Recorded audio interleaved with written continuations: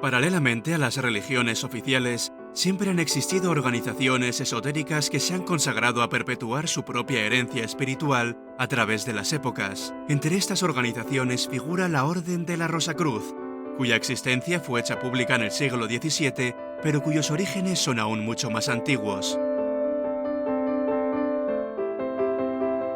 Una mañana del año 1623, los parisinos fueron interpelados por misteriosos carteles pegados en las calles de París. Nosotros, diputados del Colegio Principal de los Hermanos de la Rosacruz, tomamos morada visible e invisible en esta ciudad por la gracia del Altísimo, hacia el cual se vuelve el corazón de los justos. Mostramos y enseñamos, sin libros ni señales, a hablar toda clase de lenguas de los países en los que deseamos permanecer para sacar a los hombres, nuestros semejantes, del error mortal.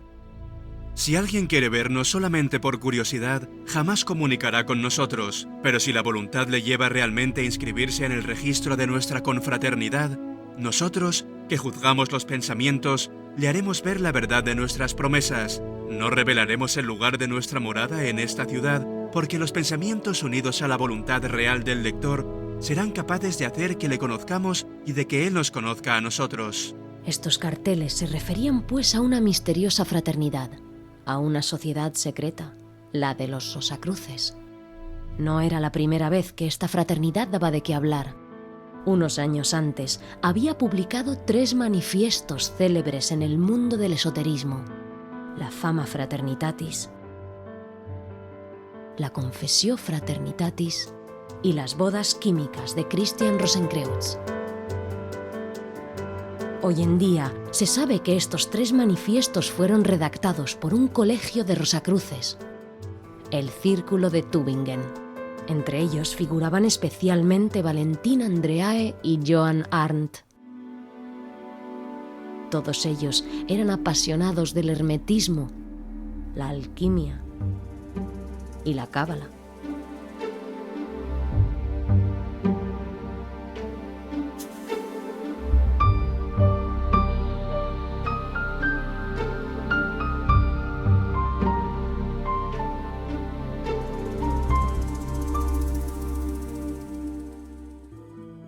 Publicada en 1614, la Fama Fraternitatis se dirige a los responsables políticos y religiosos, así como a los científicos de la época, aunque estableciendo una constatación más bien negativa de la situación general en Europa, revela la existencia de la Orden de la Rosacruz a través de la historia alegórica de Christian Rosenkreutz, desde el periplo que le llevó a recorrer el mundo antes de fundar la Fraternidad Rosacruz hasta el descubrimiento de su tumba.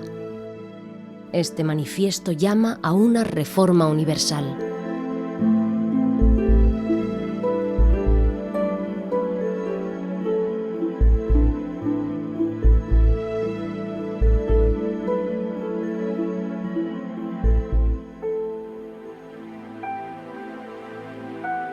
La Confessio Fraternitatis fue publicada en 1615.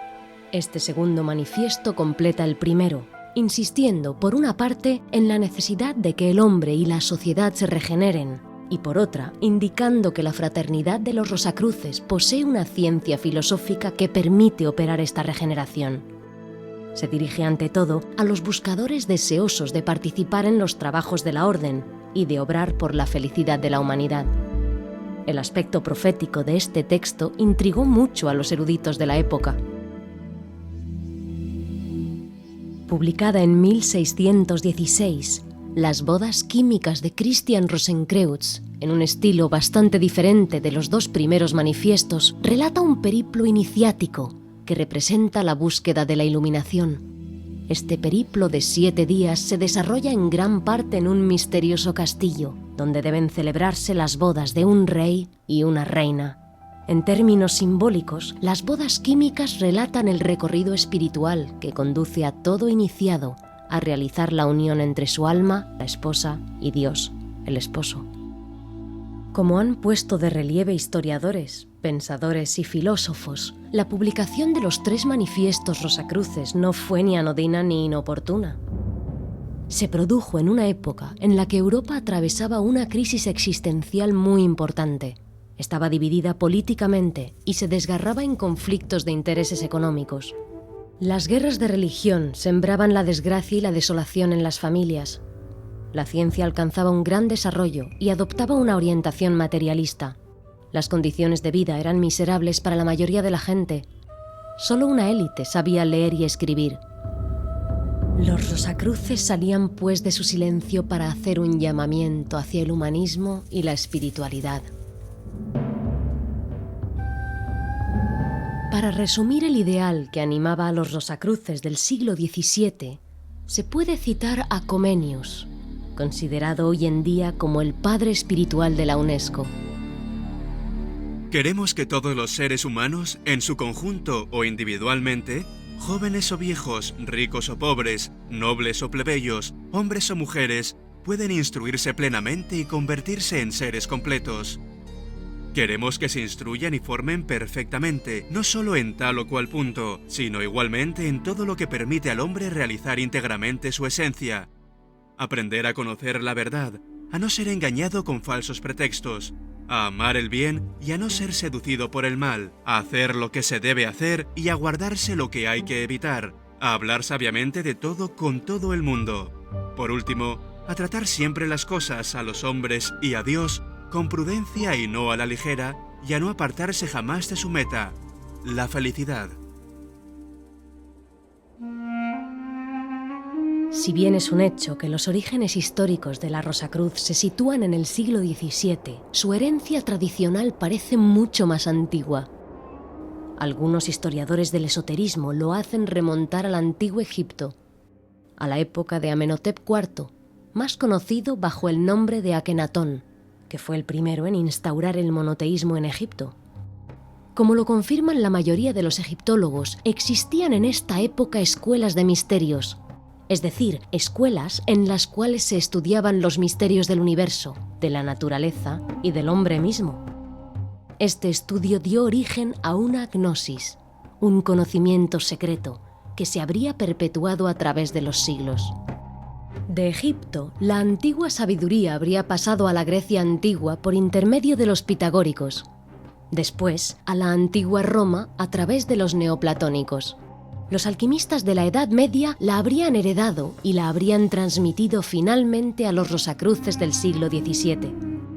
En uno de sus libros, Michael Mayer, que formaba parte de la fraternidad Rosacruz de la época, escribió además: Nuestros orígenes son egipcios, brahmánicos, procedentes de los misterios de Eleusis y de Samotracia, de los magos de Persia, de los pitagóricos y de los árabes.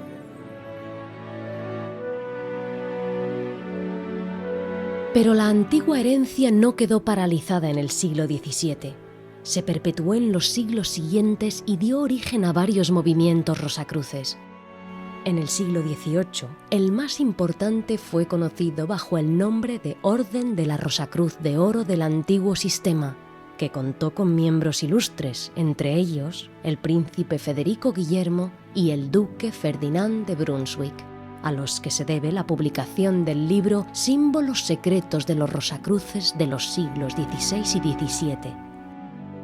Este movimiento Rosacruz se interesaba sobre todo en la alquimia y en el hermetismo.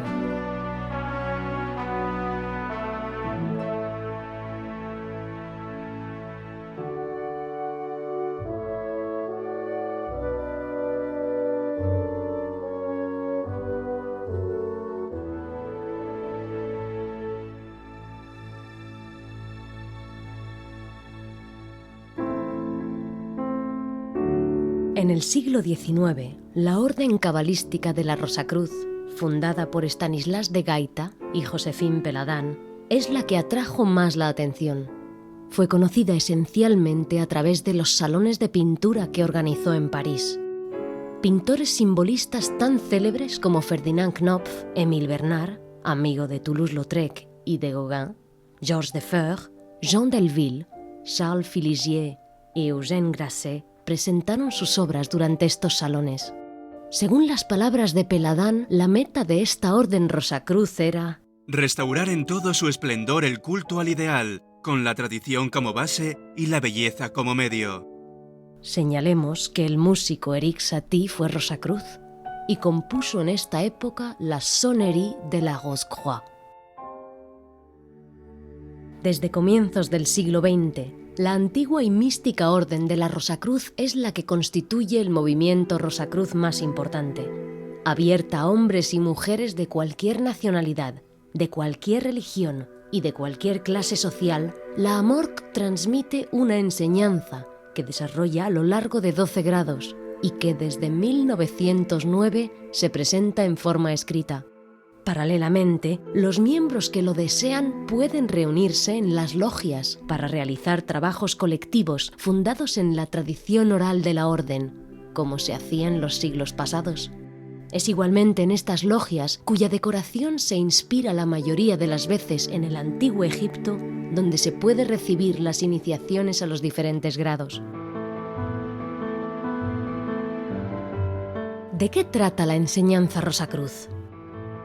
Si se hace caso a la literatura esotérica, cubre un campo muy amplio e integra los grandes temas de la tradición, entre ellos el origen del universo, el tiempo y el espacio, las leyes de la materia, de la vida y de la conciencia, los fenómenos psíquicos, la naturaleza de los sueños, las funciones y los atributos del alma, los misterios de la muerte, de la vida después de la muerte y de la reencarnación, el simbolismo tradicional, la ciencia de los números y otros temas místicos. Los rosacruces se interesan igualmente por los vínculos ontológicos existentes entre el hombre, la naturaleza y Dios, que asimilan a la inteligencia absoluta, de la que emanó toda la creación en el comienzo de los tiempos.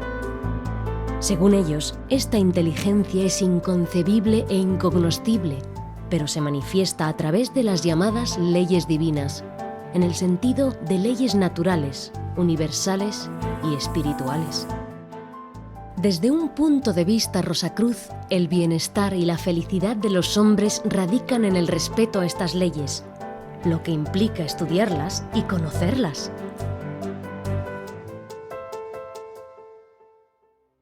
Paralelamente a la enseñanza que le es propia, la Orden de la Rosacruz preconiza una filosofía fundada en la alquimia espiritual.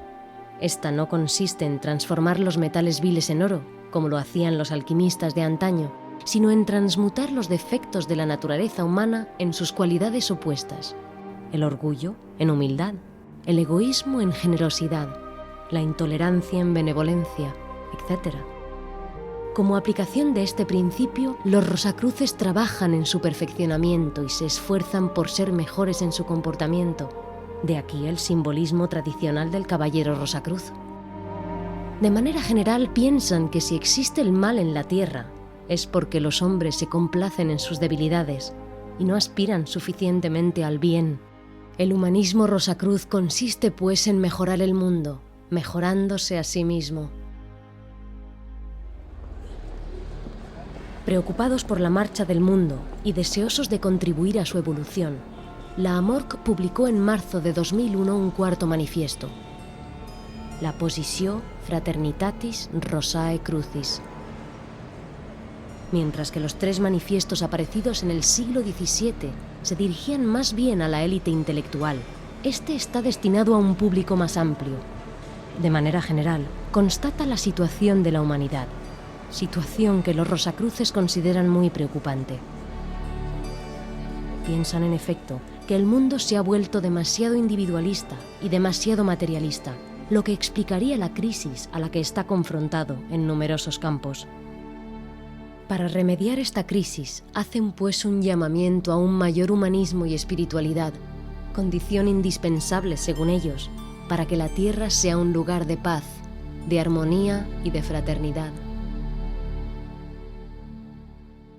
Precisemos igualmente que la AMORC patrocina una universidad conocida con el nombre de Universidad Rosacruz Internacional. Esta universidad interna funciona a través de diferentes secciones, entre las cuales existe una sección de egiptología, de psicología, de música, de tradiciones, de filosofías, de medicina, de ecología, de arte, de ciencias físicas. Cada sección da a conocer el fruto de sus trabajos a través de conferencias, seminarios o congresos abiertos al público, así como a través de libros o artículos publicados en la revista Rosacruz. De manera general, el objetivo de la URCI es promover una cultura espiritualista y establecer un puente entre el misticismo y la ciencia, a la luz del pasado y con la perspectiva de un futuro abierto al conocimiento.